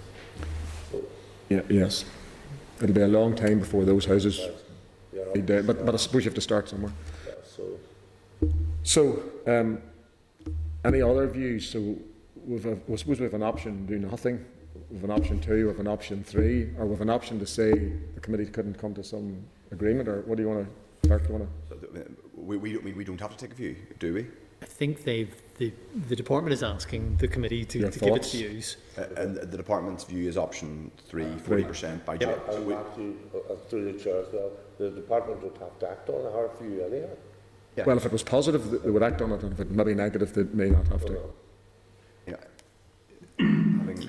Through the chair. Go ahead, Militia. I think that I was option C, because at the end of the day, you know, it's a case of biting the bullet, and we know too that down the line that it will impose costs on everyone. Eventually, even in relation to higher costs in terms of heating and insulation, if we choose to do nothing. So I don't think it's a choice to do nothing is a viable choice. I think we must run with option C. Go ahead. Not you, Militia. Go ahead. Thank you, Chair. Sorry, thanks, sir. I think I agree that option 3 is I think, given the targets that we've set now in new climate change legislation and everything else, it would be odd for our department to to encourage the Department of Finance to be less ambitious in that. I think it's been useful in some of the aforementioned evidence session. It was useful for us to ask more details and at least unpack in the committee the fact that, you know, what this will mean. But I mean, I certainly my view would be that we should not be trying to disabuse the Department of Finance from proceeding with the option 3, the 40% reduction, albeit that, you know, we have raised the issues we are going to have to face up to these challenges eventually. Okay, so am I correct in saying that the committee's content to go with option 3, the 40%? Is that, we're content with that, everybody? Yes? Nobody else any other views at this point? Okay. Agreed. That's okay. So, Chair, if the committee's content, I'll write to the department in those terms. So that's straightforward. The committee's indicated support, maybe indicating it has a bit of concern about what the costs are going to be, well, but it's also very keen on the personally, I'm not jumping up and down about it, but I'm not disagreeing with it. If that's okay, no problem. No, I got that. Material shortages and price increases. So just put that in. Yeah. But we're content with option 3 at this stage. Okay. Right. Lovely, marvellous. Thank you. Good. Okay, members, we'll move on now to item 9. There's several of these SRs, so I'll go through them. They should be straightforward enough, hopefully. SR 2022-80, 1 month's rates holiday. The Department has made 2022-80 the rates coronavirus emergency relief regulations Northern Ireland 2022. A clerk's notice at page 377. And the SR at page 379, there is related correspondence page 30 of tabled items, which also explains about new business in the back to business SR, which the committee considered last week. The SR is subject to negative resolution procedure. The committee considered the proposed rule on the 3rd of March 2022 and have no objections. The rule will come into effect at the end of this financial year. The rule provides a 1 month business rates holiday at 100% for April 2022 applied to all businesses, with the exception of utilities and larger food stores. The eligibility criteria enacted by the rule will match that which applied for the 4 month general rates holiday at the start of the pandemic, as enacted through the Rates Coronavirus Emergency Relief Regulations Northern Ireland 2020. The Department confirms that this holiday will not apply to the larger off licences. So I presume the larger off licences means and refers to a size within those off licences. This is the question that Mr. Wells asked last week, and you can see at page 30 of tabled items they've come back on that point. His argument was that the big off licences have done really well during the pandemic, so they will not get this rates holiday. Okay, so any views?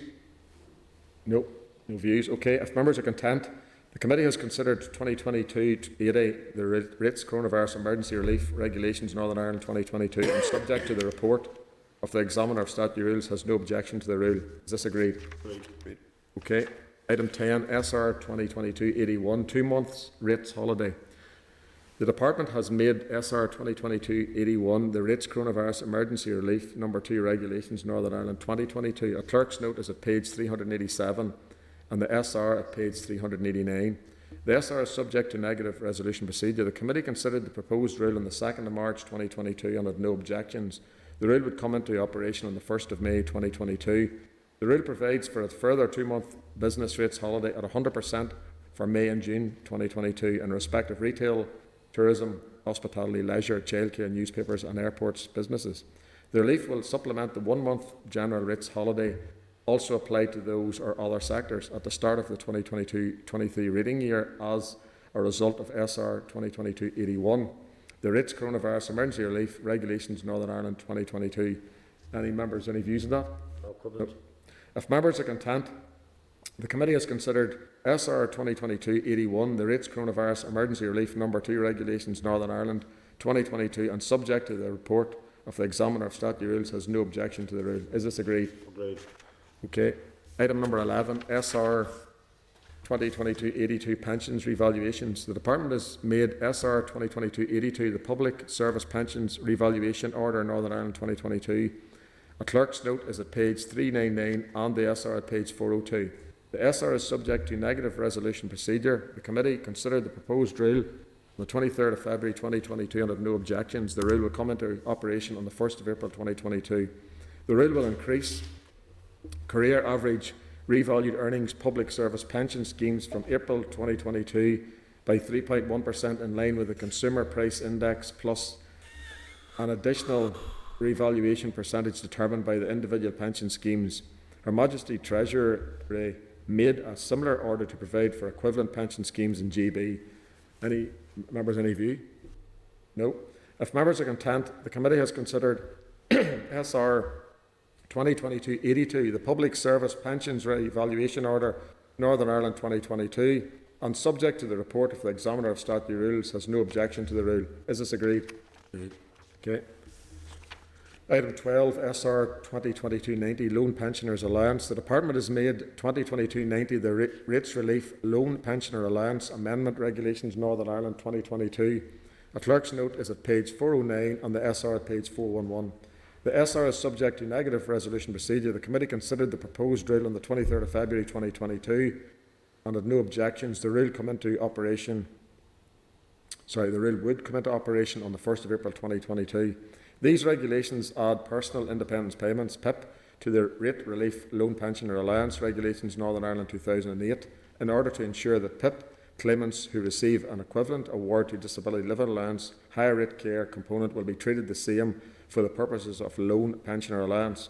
The 2008 regulations allow for a carer or other person from whom the pensioner is caring as being regarded as not living with the pensioner, thus enabling them to access loan pensioner rate relief.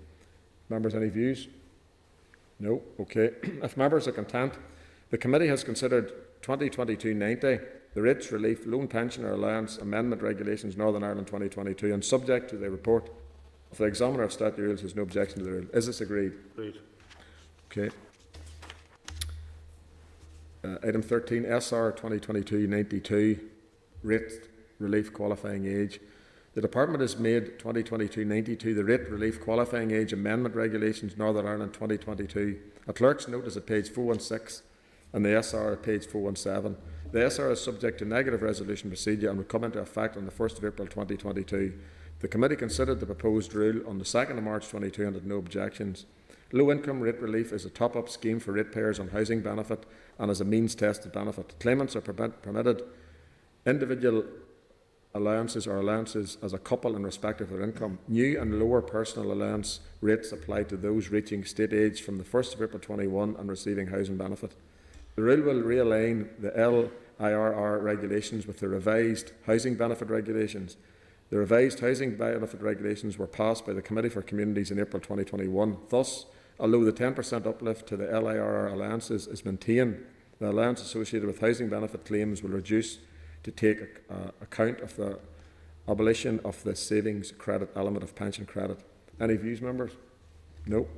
If members are content, the committee has considered SR 2022-92, the Rate Relief Qualifying Age Amendment Regulations, Northern Ireland 2022, and subject to the report of the Examiner of Statutory Rules, has no objection to the rule. Is this agreed? Agreed.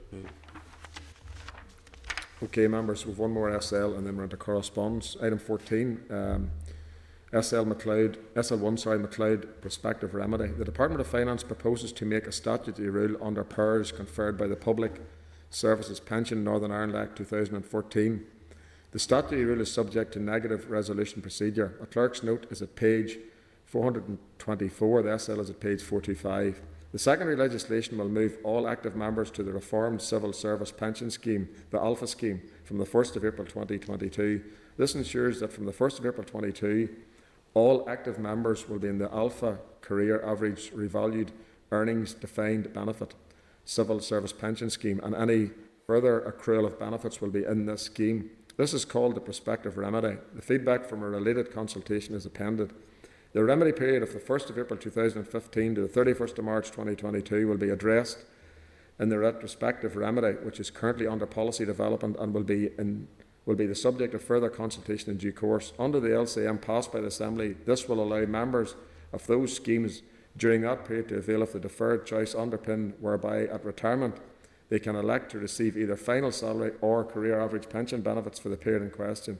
The proposed rule deals with the prospective remedy only and maintains the principle of parity in pension matters between Northern Ireland and the rest of the United Kingdom. Any views, members? No. Members are content. Is the committee content with the policy intention of the proposed rule and is therefore content for the Department to make the rule? Is this agreed? Okay. Members, are moving on now to correspondence at item 15. and I'm asking you to note the index of received items of correspondence at page 466. There are also 2 tabled items. Item 15.2, Community Renewal Fund. The committee is asked to note at page 468 a copy of correspondence from the Committee for the Executive Office to the Minister seeking feedback on the Community Renewal Fund. Is the committee content to note this correspondence? Is this agreed? Okay. 15.3, EU rules on minimum VAT levels. The committee is asked to note from the Assembly EU Affairs Office at page 469 a copy of a House of Commons European Scrutiny Committee report, including reference to potential impact of EU rules on minimum VAT levels on Northern Ireland owing to the protocol. Page 479 refers and appears to indicate that this one of the subjects of the protocol negotiation. It depends on the adoption of the EU directive, which it appears hasn't happened yet. And in any event, Northern Ireland may be able to zero-rate electricity, etc. for VAT if this is the case in the Republic of Ireland. Is the committee content to note this correspondence?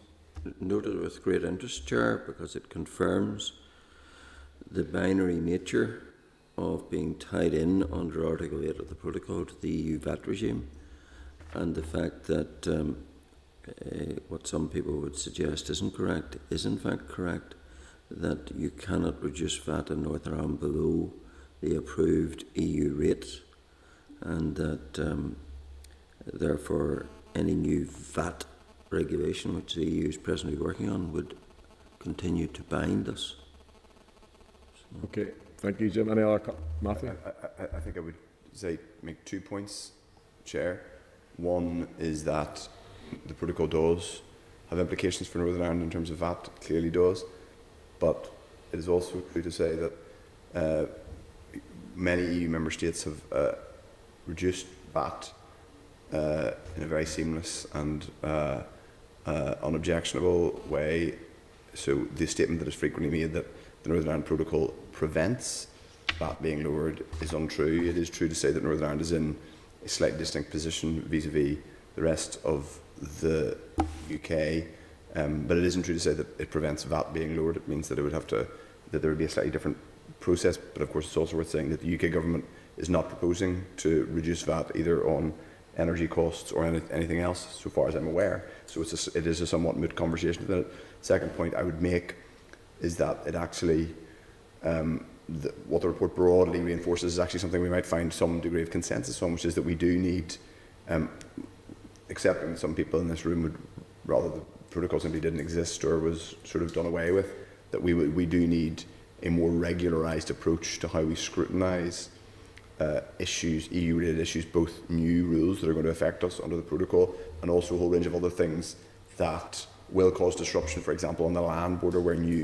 the various north-south activities will be affected by divergence north-south, which is happening, as well as divergence east-west. It's worth saying I'd rather there wasn't any divergence east-west or north-south, but we are where we are. So I think in the new mandate, I think it's important that hopefully if we have a sitting, properly functioning executive assembly, we have a completely new and refreshed approach to scrutinising all this stuff. Chair, the fundamental is any changes made to the VAT by the United Kingdom government would not apply to us because we would continue under a foreign VAT regime, and any reduction would be subject to going cap in hand and asking them to graciously approve it. Not exactly the operation of being an integral part of the United Kingdom. I would just say briefly, Chair, if I may, to that, implies somehow that Northern Ireland has widespread tax devolution. I would, if I just want the UK's tax to apply. Fair enough. Jim talks about going cap in hand. I would advise Jim to try to write a letter to the Treasury and urge them to slash VAT to 5% and see how much sway he as an individual MLA has there. So I think it's worth making that point too. Okay. Understanding and respecting the various points he's made. Okay, but we're content to note the correspondence anyway. Yep, it's very interesting. Noted. Thank you. Okay, 15.4, Northwest 200 and Ulster Grand Prix. The committee is asked to note at page 485 a response from the Minister for the Economy to committee queries reference funding for the Northwest 200 and Ulster Grand Prix. Is the committee content to note this correspondence? Is this agreed? Sure, just We wrote asking what the conditions were. Did we get that answer? We did, yes. We did previously? Yes. Yeah, yeah. Okay, thanks. Happy enough, yeah. So we're agreeing on that one. Okay, yes. Moving on, 15.5 Permanent Secretaries. The committee is asked to note that page 501 corresponds from the head of the Civil Service on the reshuffle of Permanent Secretaries. Is the committee content to note this correspondence? Go ahead, Matthew. Sorry, if I may, Chair, I am just bringing up the specific piece of correspondence. I myself expressed some concern about this. I'm trying to find the letter. I have looked at it, but it would be good to have it in front of me. But I mean, I did express some concern about the fact that there appeared to be the notion of reshuffling secretaries appeared to be something which was treated as a routine matter. I'm not aware that in other jurisdictions it is seen to be that's something that happens. To be perfectly honest, I mean, I don't think it uses the words reshuffle in the letter from Jane Brady, but would personally be interested in the view of the head of the Civil Service. I realise we may not have time now to get the view, but I would be personally. I mean, I might write to her in my own capacity while I'm able to use the letterhead in the next 10 days. But I mean, it seems strange to me that this is a practice which is still happening. Others said that this happens in Whitehall. I'm not aware that it does happen in Whitehall. That permanent secretaries can simply be moved around, as it were, or reshuffled as if they were political appointments, and so that did cause me a bit of concern. Sure, what wasn't clear to me was whether it was reshuffle on request or reshuffle by direction. Yeah. Well, is there any harm in the committee writing at this stage to get clarity on that? Because they should have to get a response back by next Wednesday. Or? Yep. Chair, my understanding is, this is why I was surprised to see the correspondence, that the head of the Civil Service will not answer questions because they have to be signed off by First and Deputy First Minister, so they're not there. So I'm surprised to see this at all. So that's why if you look at the Assembly QWs, there are no TEO answers. But she's taken upon herself to write this, so surely we can respond to her. Fair enough. Yeah, Chairperson, right then, and seek clarity as to whether it's by direction or by request, and is it the practice in other jurisdictions? I would like to do that. I mean, someone said to me on social media that they thought it was. I'm fairly certain this is not common practice in Whitehall. Now, people are clearly operating in an ecosystem in which senior jobs come up, but it would appear to me quite unusual in which you have a situation in which the Permanent Secretary of Whitehall departments, or for that matter another jurisdiction, Dublin or Edinburgh, would simply be moved around as if they're just going on a level transfer. They are going on a level transfer and that they're already permanent secretaries, but usually those, I had understood those rules were advertised, and there was an appointment process involving the civil service commissioners.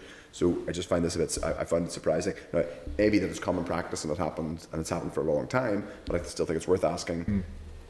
Is it best practice? It might be established practice. That doesn't mean it's necessarily best practice. Okay, so is the committee content that we write and we seek clarification on, is it a common practice? What's the reason for doing it, etc., etc.? You happy enough, Clerk? Jim? Yep. Yep. Okay. 15.6, independent review of Invest NI. The committee is asked to note at page 502 a call for submissions for the review of Invest NI. Closing date is the 1st of April 2022. Is the committee content to note this correspondence? It's agreed, yeah. Okay. Item 15.7, fuel duty rebate. The committee is asked to note at page 503 a copy of correspondence from the Committee for Infrastructure to the Treasury on fuel duty rebates, etc. Is the committee content to note this correspondence? Agreed, yeah. Okay. Living costs and energy costs. The committee is asked to note at page 506 correspondence from an individual regarding the cost of living crisis and energy costs. Is the committee content to note this correspondence? Agreed? Okay.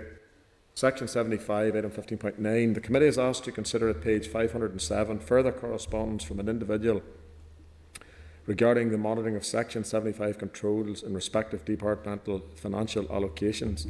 Is the committee content to write to the department seeking clarity as to its role in monitoring the application of Section 75 controls? Disagreed? Agreed. Okay. Item 15.10, composite information request. Members are asked to consider the composite request, page 508. Is the committee content that the composite request is an accurate and complete record of the committee's information requests? May I ask, what at the end of the mandate, if there's, what has happened after that request go blank, or what happens to those? There's very few which are outstanding with the department. I think there might be one, and I think we got it today, so I think there are none. But there are other requests which are out with other organisations. If they reply, I'll bring them to the next committee. Okay. That's what we did. And then at that point we decide, or whatever. Yeah, well, the next successor. Okay, item 15.11, SR marriage registration. The committee is asked to note at page 33 of table items corresponds from the Department in respect of SR 2022-48, the Marriage, Civil Partnership and Civil Registration Amendment Regulations Northern Ireland 2022. The Department explains that all forms will remain in English. It is the certificates that are issued that can be in English and Irish or Irish. Is the committee content to note this correspondence? Agreed. Okay. Item 15.12, ATMs, rates relief. The committee is asked to note at page 36 of tabled items corresponds from the Department in respect of the SR and rates relief for ATMs. The Department has produced a map of the ATMs that receive the exemption. Is the committee content to note their correspondence? But before I put that question, we had indicated previously about getting the ones that are the 42, 43 that's relevant, but the additional ones to see why those other ones in rural areas are not availing of that. So an updated map, that would be my, there's nothing wrong with the map, but it just doesn't give us all the ATMs. So write again to the department and seek the updated map. Will do. If the committee's agreeable on that. Agreed. Happy enough, yeah. Okay.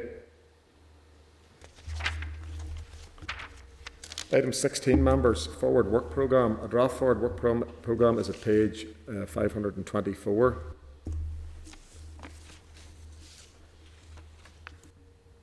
Right.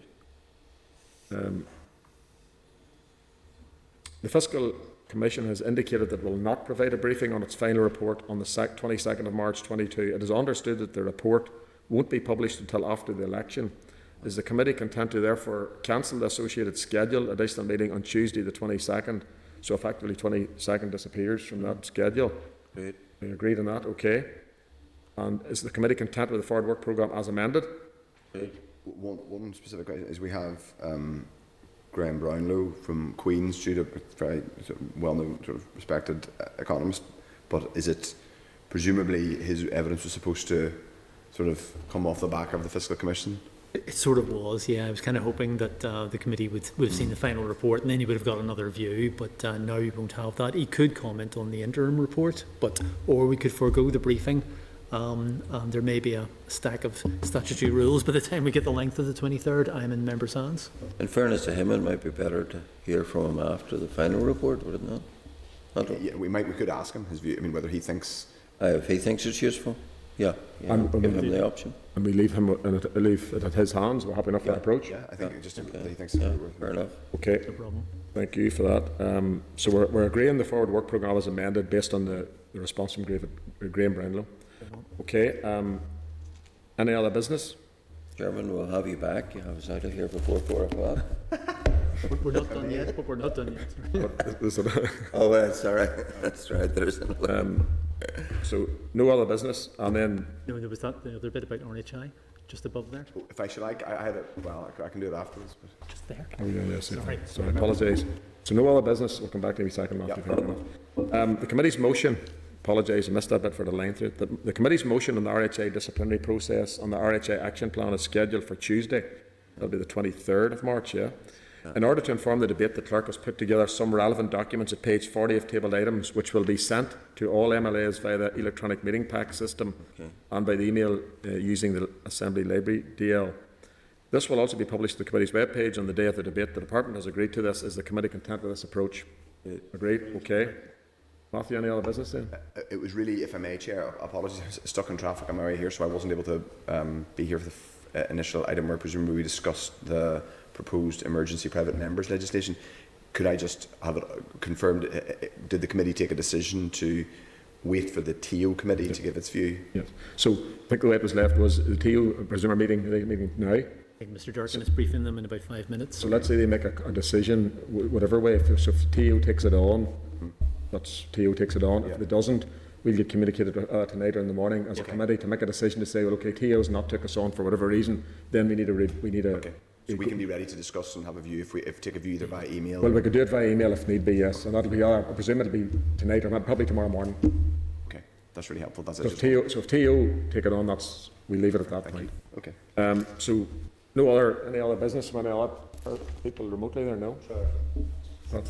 I agree with the way that whole process is going. If TO don't take it on, but as we're all here now, could we say if they do take it on, that's good, and if they don't, can we agree now that we will, or it's not possible? I haven't seen the bill. I don't see how. I know, but I mean, well, I suppose that's a fair comment. That's a fair comment. I think, to be fair, if we get communication out in the morning, it's very simple to come back. TO's taking this on. We don't have a decision there to make, and we can do it remotely. There's only 9 members, so it's. You happy enough with that, Pat? Yeah, 100%. So tomorrow's Thursday, so we'll know in an hour or two in the morning if we're happy enough with that. About to my learned friend opposite. Okay, date, time and place of next meeting. The final meeting of the Committee for Finance for this mandate will be on Wednesday the 23rd of March 2022 at 2 p.m. here in the Senate Chamber on Starleaf. Thank you. Thanks, members. Sound. This is the Northern Ireland Assembly Senate Chamber Programme Sound.